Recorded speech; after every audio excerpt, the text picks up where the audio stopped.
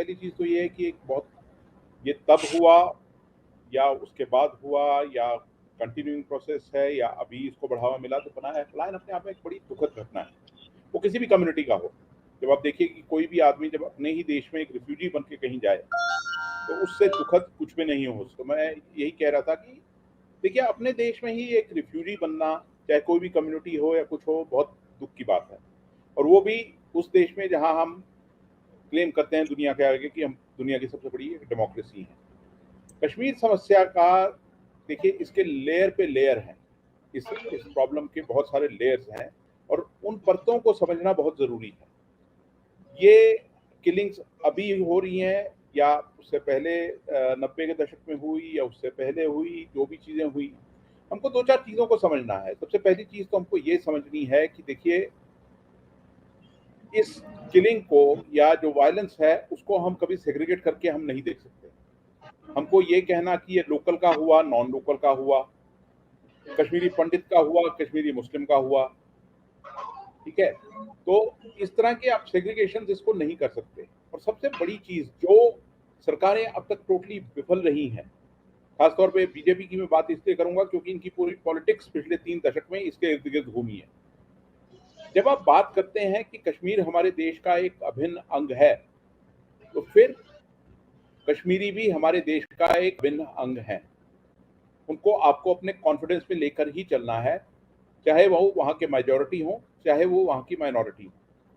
आपको उस पूरी की पूरी कम्युनिटी को अपना एक अभिन्न अंग मानते हुए, और जिस तरह हम देश के बाकी हिस्सों में सरकार से सवाल उठा सकते हैं, वैसा ही एक माहौल वहाँ भी चाहिए।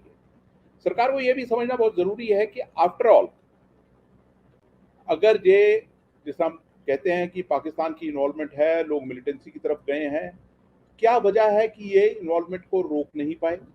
क्या वजह है कि लोग अभी भी उस तरफ, उस सोच की तरफ जा रहे हैं? ये एक बहुत बड़ा सवाल है और उसमें मतलब आपको उसके अंदर ही बहुत से जवाब मिल जाएंगे। सबसे पहली चीज है सिंसेरिटी और एक पॉलिटिकल प्रोसेस की जो एक कंटिन्यू करना चाहिए। वो प्रोसेस हम सब जानते हैं कि 370, उसके बाद का लॉकडाउन और उसके बाद वो कहीं रुक गया है। और जो पॉलिटिकल पार्टीज जो इसी देश की कॉन्स्टिट्यूशन के साथ ओथ लेकर, इंडियन कॉन्स्टिट्यूशन के साथ अपने आप को जोड़कर वहां पर सरकारें चलाई हैं, जिन पार्टियों ने, जब उनको भी एक तरह से हाशिए की तरफ धकेला गया, तो फिर इस तरह के जब हालात बने तो बहुत ही दुखद चीज है। और फिर पॉलिटिक्स की बात करें तो कश्मीरी पंडित मतलब नो डाउट कम्युनिटी के साथ बहुत बुरा हुआ, पर उसको फिर वही मैं बोलूंगा आइसोलेशन में नहीं देख सकते। जब कश्मीरी पंडित, मेजॉरिटी कश्मीरी पंडित 91 में माइग्रेट किए थे वहां से, उसके बाद भी तो किलिंग्स हुई वहां पर इतने साल, 3 दशक तक। वो किसकी हुई?